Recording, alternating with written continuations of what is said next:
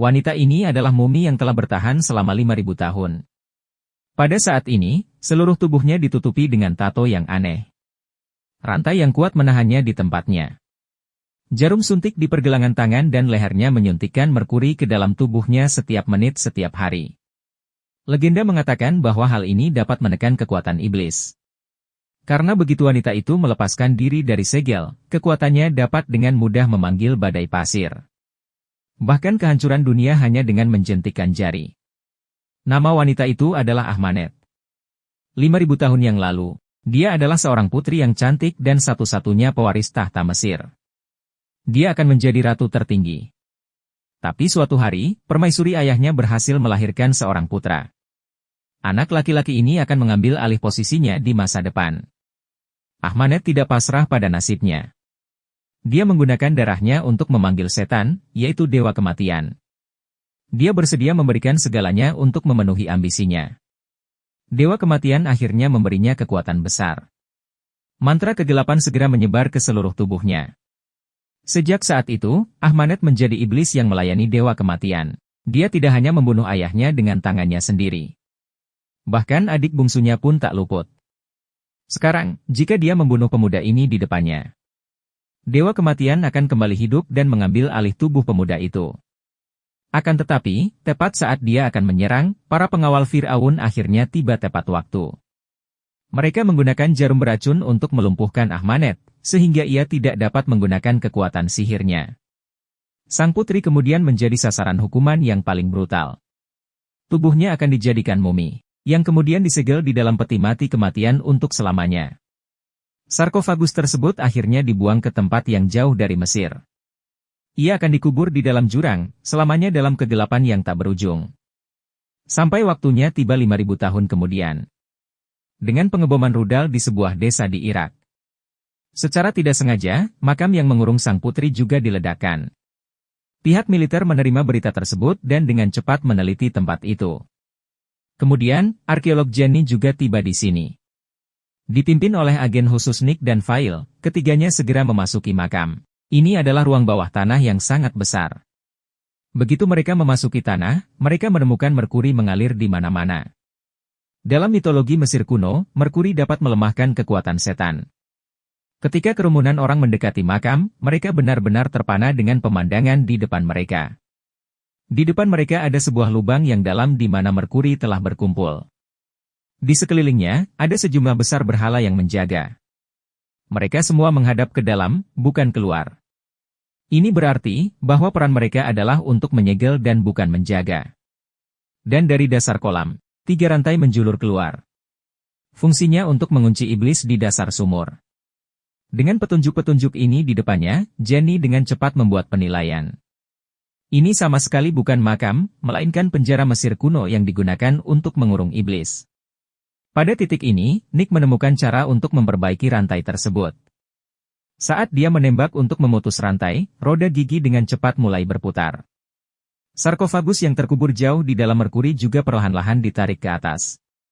Ketika mereka melihat pola di permukaan sarkofagus, ketiganya langsung merasa kedinginan. Dan saat Nick menyaksikan, sebuah penglihatan mulai muncul di depan matanya.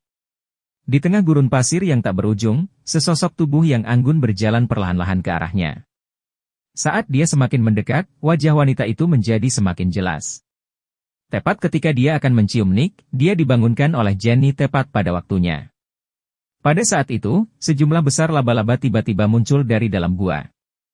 Fail secara tidak sengaja digigit laba-laba. Dia segera mengambil senapannya dan menembak dengan liar, tetapi pelurunya hanya menimbulkan sedikit kerusakan. Ketiganya segera bersiap untuk mengungsi. Pihak militer kemudian menggunakan helikopter untuk mengangkat sarkofagus tersebut keluar dari makam. Dan setelah sarkofagus keluar, sejumlah besar burung gagak tiba-tiba berkumpul di luar. Kerumunan orang tidak peduli dengan situasi aneh ini. Mereka memasukkan sarkofagus ke dalam pesawat, dan bersiap untuk membawanya kembali ke pangkalan untuk penelitian lebih lanjut. Tapi saat pesawat lepas landas, cuaca awalnya cerah, tapi tiba-tiba badai pasir meledak. Di dalam pesawat, Fail berjalan ke arah sarkofagus. Dia menggunakan belati di tangannya untuk mulai memotong sabuk fiksasi. Tepat ketika rekan-rekannya maju untuk memeriksa situasi, Fail malah menusukkan belati langsung ke tubuh rekannya sendiri. Pada saat itulah kerumunan orang menyadari bahwa Fail sudah tidak terkendali. Saat ia terus mendekat dengan pisau, Fail tidak merespons, tidak peduli berapa banyak orang di sekelilingnya yang memanggilnya. Melihat mereka akan terluka, Nick tidak punya pilihan selain menarik pelatuknya. Ketika kerumunan orang dalam keadaan terkejut, pesawat tiba-tiba mulai berguncang hebat. Ternyata, seekor burung gagak menabrak kaca secara langsung. Ketika semua orang mendongak, ada lebih banyak burung gagak di depan mereka. Burung gagak menabrak kaca depan. Dan dengan tewasnya sang pilot, pesawat langsung kehilangan kendali dan mulai jatuh dengan cepat ke tanah. Pada saat kritis, Nick memberikan satu-satunya parasut kepada Jenny. Dan Nick harus mengikuti pesawat untuk jatuh bersama. Pada saat tim pencarian dan penyelamatan tiba, tidak ada kehidupan yang selamat di tempat kejadian. Saat itu, para petugas menemukan bahwa sarkofagus telah dibuka. Seseorang segera menemukan mumi yang ditutupi kain. Saat dia hendak mendekat untuk memeriksanya, mumi itu langsung menerkamnya. Mumi itu bisa langsung menyedot nyawa manusia. Dan saat pria itu berubah menjadi mayat kering, mumi itu secara aneh mulai menumbuhkan daging dan darah. Dan saat dia berseru, pria yang baru saja meninggal itu juga berdiri lagi. Pada saat itu, di kamar mayat, sebuah mayat tiba-tiba duduk. Pria yang terbangun itu adalah Nick yang sama, yang telah dipastikan telah meninggal. Ketika dia berbalik, Fail, yang juga telah meninggal sebelumnya, muncul di belakangnya. Ternyata setelah laba-laba menggigitnya, tubuhnya telah dikutuk oleh sang putri. Fail kemudian mengatakan kepada Nick bahwa dia juga merupakan target yang dipilih oleh para dewa kematian. Tepat ketika Nick tidak bisa mempercayainya. Jenny saat itu datang untuk melihat mayat Nick dan terlihat kaget melihatnya kembali hidup. Mereka berdua dengan cepat menuju ke bar. Nick tidak yakin dengan keadaannya saat ini. Sebelumnya, dia berpikir jika tidak punya kesempatan untuk bertahan hidup. Namun saat ini tidak ada luka di tubuhnya. Pada titik ini, Jenny mengungkapkan temuan arkeologisnya. Dalam sejarah Mesir kuno, seorang putri terhapus dari catatan sejarah. Legenda mengatakan bahwa dia memiliki pedang setan. Permata yang dipasang di atasnya adalah mata kematian. Setelah permata dan belati itu menjadi satu, ia dapat membawa dewa kematian kembali ke bumi. Sarkofagus yang mereka temukan kali ini ternyata adalah mumi Putri Ahmanet yang disegel. Pedang setan juga telah dibawa ke Eropa selama invasi. Orang-orang memisahkan permata dari belati. Mata kematian dikuburkan di dalam tanah bersama seorang uskup, dan lokasi belati itu masih belum diketahui. Sekarang Putri Ahmanet telah membuka segelnya, dan dia pasti akan memadukan kembali pedang setan. Ketika mereka sedang berbicara, Nick melihat Fail melambaikan tangan padanya lagi. Pada awalnya, dia mengira itu hanya ilusi, namun tiba-tiba Fail muncul langsung dari cermin. Nick percaya bahwa Fail tidak berbohong kepadanya. Dia mengatakan kepada Nick, jika sekarang mereka berdua telah dikutuk. Dan Nick adalah orang yang dipilih oleh Dewa Kematian. Setelah Ahmanet berhasil membunuhnya dengan belati setan, maka Dewa Kematian akan mengambil alih tubuhnya untuk muncul kembali di bumi.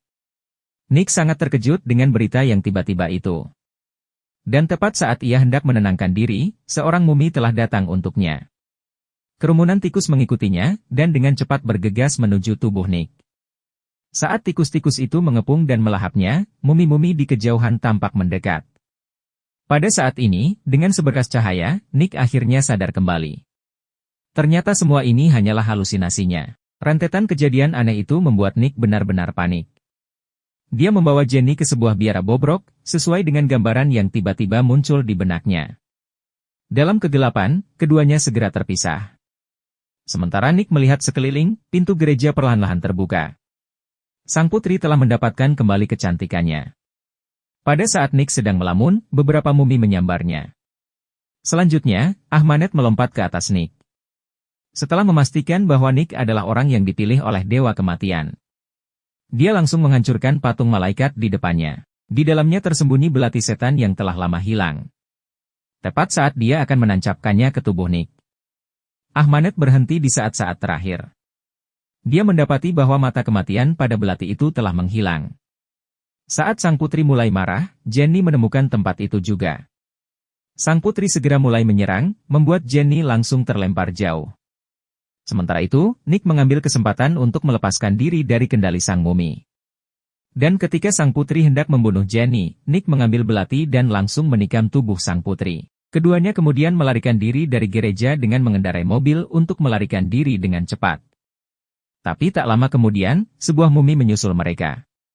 Dalam keterikatan mereka, mobil itu juga akhirnya kehilangan kendali, membuat keduanya jatuh dari bukit bersama-sama.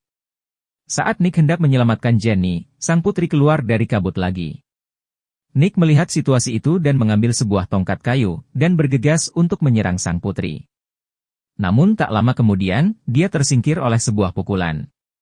Tepat ketika sang putri ingin membunuh Jenny, sebuah anak panah tajam menembus tubuhnya seketika. Kemudian lebih banyak kait besi mengikatnya dengan kuat.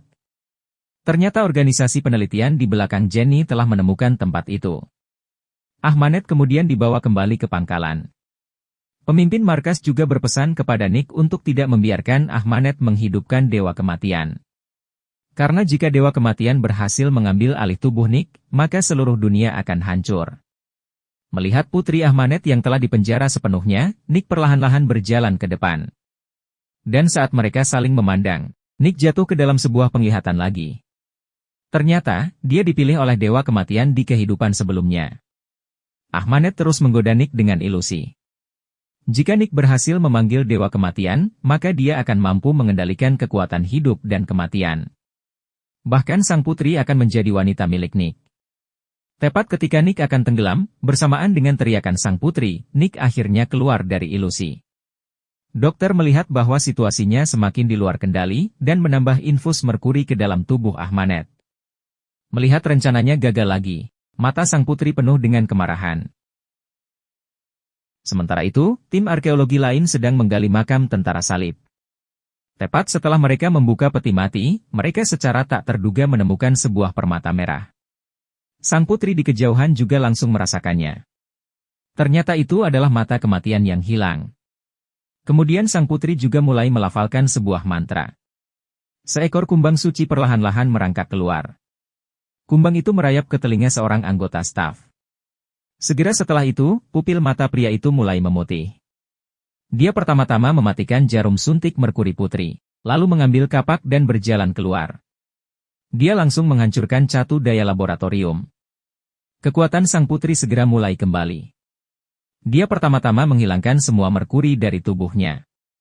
Kemudian dia siap untuk membebaskan diri dari rantai. Para penjaga mencoba menghentikannya pada saat itu. Tapi sudah jelas mereka bukan tandingan sang putri, dan dalam sekejap mata dia tersedot menjadi mayat kering. Sang putri, yang telah mendapatkan kembali kekuatan penuhnya, segera mulai melafalkan mantra.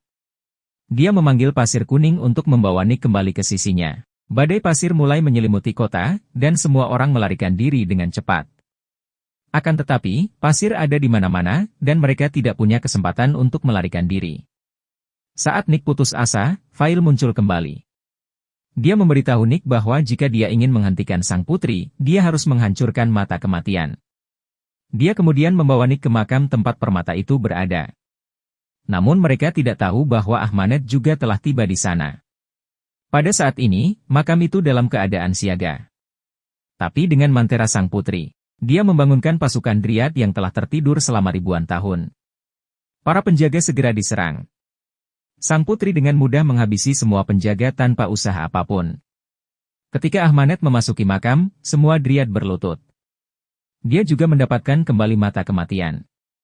Pedang setan akhirnya kembali utuh. Di sisi lain, Nick dan Jenny menghadapi serangan konstan dari para mumi dalam perjalanan mereka ke sini. Meskipun Nick dapat dengan mudah mengalahkannya, tetapi jumlah musuh tidak ada habisnya. Membuat mereka hanya bisa melarikan diri di sepanjang lorong. Mereka segera terlempar ke dalam air oleh serangan tiba-tiba. Ketika mereka mencoba yang terbaik untuk muncul ke permukaan, sang putri datang di belakang mereka. Jenny diseret langsung ke dalam air olehnya. Nick hanya bisa menyaksikan keduanya menghilang dari pandangan. Dan mumi-mumi muncul di dalam air satu demi satu. Mereka mengejar Nick. Dia tidak punya pilihan selain muncul kembali, dan dia tidak menyadari bahwa para mumi sedang menunggunya di sana. Dan pada saat itu, Nick juga menemukan bahwa Jenny telah kehilangan nyawanya di sampingnya. Tepat ketika Nick marah, sang putri juga muncul kembali. Semua mumi berubah menjadi abu dan berserakan. Dia akan melanjutkan ritual yang belum selesai dari 5.000 tahun yang lalu. Pada saat ini, Nick masih mencoba untuk menolak dan menyerang. Tapi sang putri menjatuhkannya ke tanah dalam satu gerakan. Akan tetapi, sang putri juga menemukan bahwa pedang setan miliknya telah menghilang dari tangannya. Ternyata Nick baru saja memanfaatkan kesempatan itu untuk merebut belati itu. Dia segera menghancurkan permata itu ke tanah dengan kekuatan besar.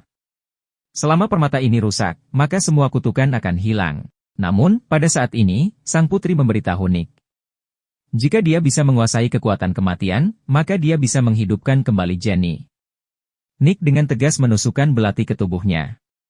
Seketika itu juga, kekuatan jahat mulai menyerang. Roh kematian juga mulai turun ke tubuhnya.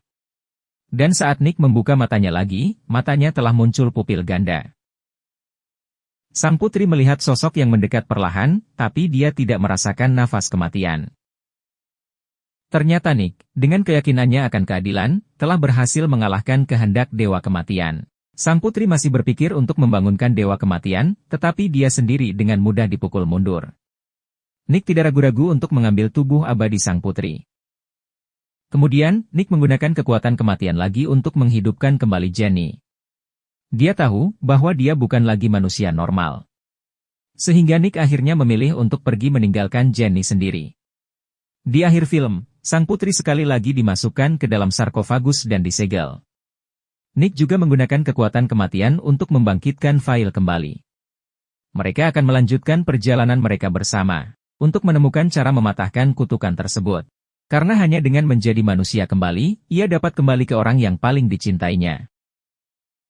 Terima kasih telah menonton, jangan lupa untuk like dan subscribe.